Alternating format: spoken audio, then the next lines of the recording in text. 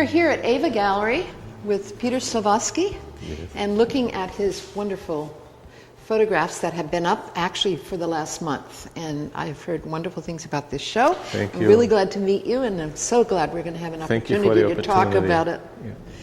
I thought I would start by I'm going to read out loud this poem that introduces this wall of work. Maybe then you will talk to us a bit about the meaning of these things. Follow the waters of Green Creek. To get down to Yellow Flower River, I often follow the waters of Green Creek. They wind around the mountains endlessly. A path straight there would run a few score miles.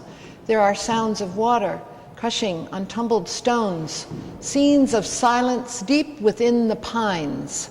From Green Creek, Wang Wei, 8th, I don't know if that's the right way to say it, Wang Wei, yeah. 8th century China. Yeah. So there's a connection between poetry and your imagery. Well, there is sort of, because for quite a while I've been interested in basically in Chinese poetry. And that's how it started. I was interested in Chinese paintings. Mm-hmm. And a lot of them have poems on them. And then one thing led to the other. And so you've incorporated this into work from views of New Hampshire, in this case, up around Sugar Hill, where you live. Yeah, and it's mostly about trying to pay attention to what's really important and what was important to those folks at that time. Mm-hmm. I mean, a lot of them, they were Buddhist monks and they lived in the woods, in caves, so the most famous one was Han Shan, and then if you followed the beat generation, mm-hmm. Like Kerouac, Ginsberg, and the likes, mm-hmm. Snyder, they were very interested in that. So let's look at some of the imagery which goes with this particular wall that's introduced by that poem. And most of the time, I'm a runner. I'm a run in the woods. I'm a trail runner. So most of the time I carry a camera with me. It's a small one. So, and I just take photos. Are these places you revisit? You go back after? Many of them I've been many times, mm-hmm. Repeatedly. And it's always different, So, and of course, depending on the time of the day, and the season. Morning, evening, season, mm-hmm. so. Well, this wall seems to have a creek. Is there a creek in each image? This wall, they're all about rivers, basically. Rivers. Yeah.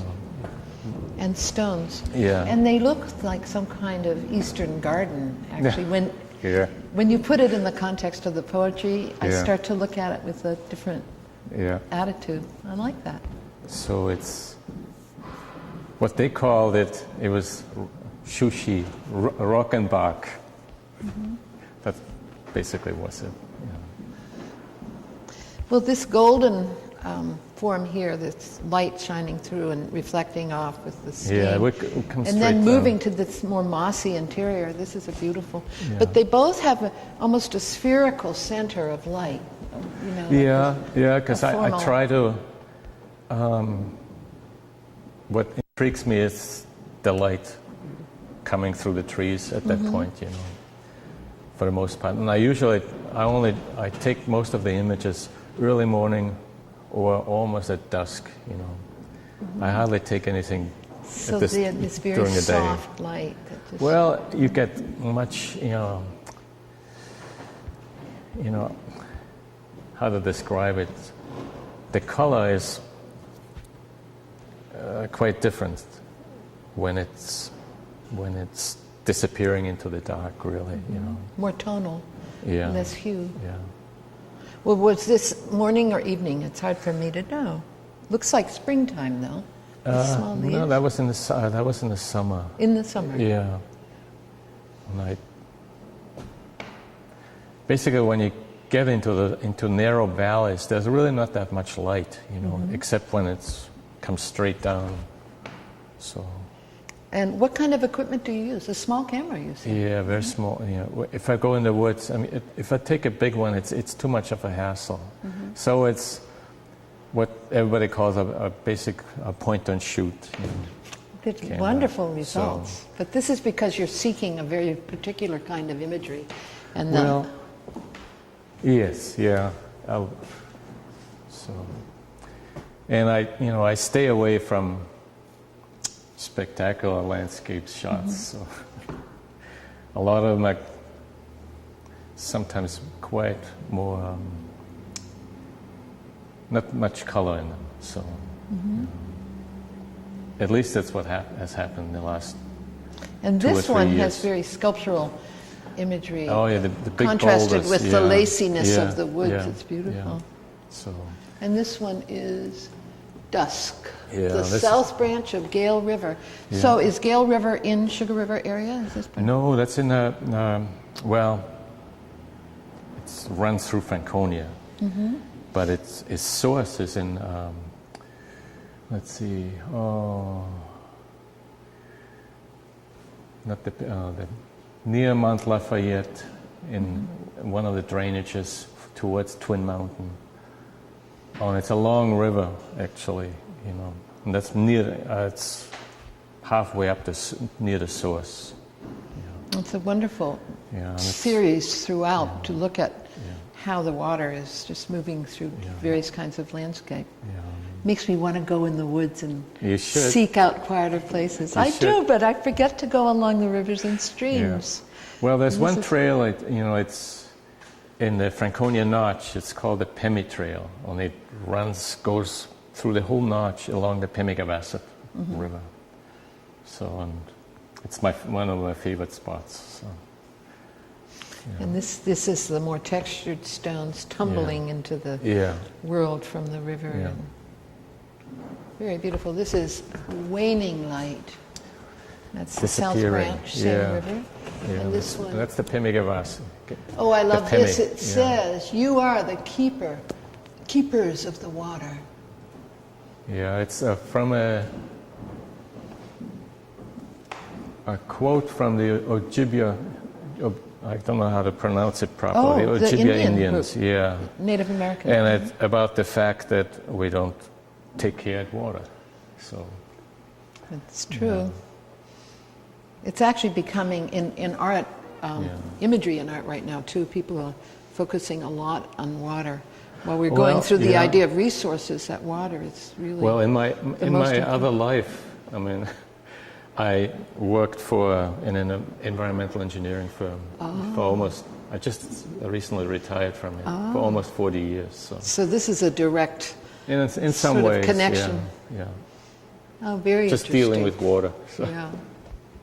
So this series on this wall is A Mind of Winter. And well, it's basically it's the time just at the end of the winter,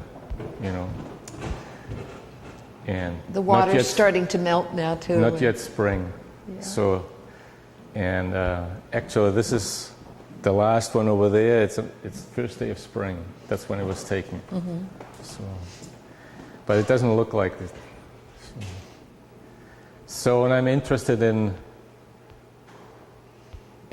also interested in the colors, which are sort of, I don't know, maybe reminiscent of some of the Hudson River School. So,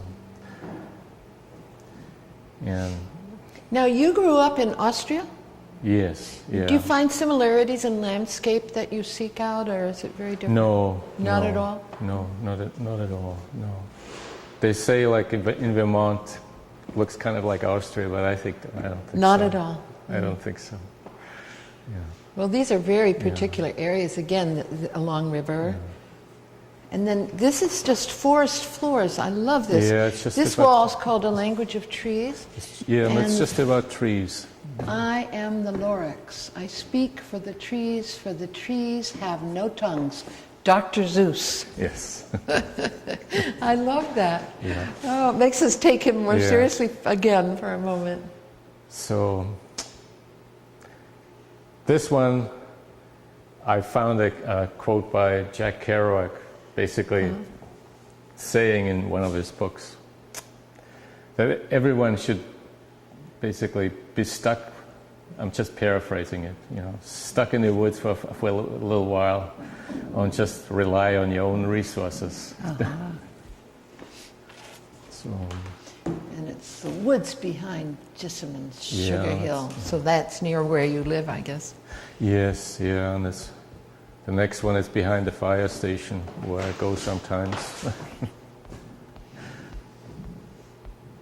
Now the colors, this may be hard to see on the television, but it goes towards the rose-colored. Yeah, I gotten interested in a process which is called duotones. Oh. With, you know, it's basically, or tritones. It's basically the color black and one other color perhaps, a green or a yellow. Or you can actually have 4 colors. And it's somewhere an older magazine printing process they used to use. It's very effective here. You know, a lot of photographers use it. Yeah. Well, I love the range of these tints, really. Yeah. As we go towards more rosy, yeah, and then back into the more yellow and in the last, you know, I would say like 4 years. That's what I've been gravitating towards. You know. If I were to see just one, I wouldn't have even been aware that there's a hue in the color. Yeah. Sometimes it's hard to see, and it, you know, if you see it more in the light, it really changes. Then you really see it because you really see the nuances. Yeah. This is an interesting one because it's in a gorge-like space. It's a gorge. You know, going up to Lonesome Lake in. Yeah. So where were you standing? This is quite cliff-like. Had you come down? No, I was above. It's actually a trail. Oh, I see. It is a trail. Yeah. So. Oh, here's one that looks very sort of soft. 10,000 trees. Yeah, is that part of a poem? Well, no, it refers to the 10,000 things. But, what's that? Well, it's from Taoism. And so. It's a beautiful photograph. Well, it's in the mist, you know, coming down from Mount Mosilaki. Yeah. And these wonderful shapes. Yeah. Each thing, although they're alike, they're very individual, and I like seeing that. Almost like different personality in every tree. So it's a vernal pond in this early spring. So, and I'm really interested in the reflections. So you see the sky and the trees reflecting, and basically in the mud is the old leaves. So and it is puzzling at first glance. Yeah. Till you said that. Oh yes, and we're looking through layers of the water to the mulch of the leaves. Right. Very beautiful. So. And is there a poem here? Maybe we should read that. Do you want to read it? Well, okay. This one is from Henry Miller. Oh, so really? What a nice range. We go from really Chinese to Dr. Seuss, now Henry Miller. And the beats. We invent nothing truly. We borrow and recreate. We uncover and discover. All has been given, as the mystics say. We have only to open our eyes and hearts to become one with that which is. So. Oh, that's lovely. So that's. Now I think you told me earlier that every photograph really, your art is based upon a connection to poetry. Well, and I think of it, I hope that it is kind of visual poetry, you know. Mm-hmm. And I have a hard time describing them because I think looking at them, eventually it should become self-evident. Mm-hmm. Sort of. Just as looking at the original site might, after a while, you just become one with both the poetry and the imagery and the experience of being in these kinds of spaces. Minimal. If I could explain it, I probably would be a writer. I'm glad you didn't. I'm glad you took a lot of beautiful photographs.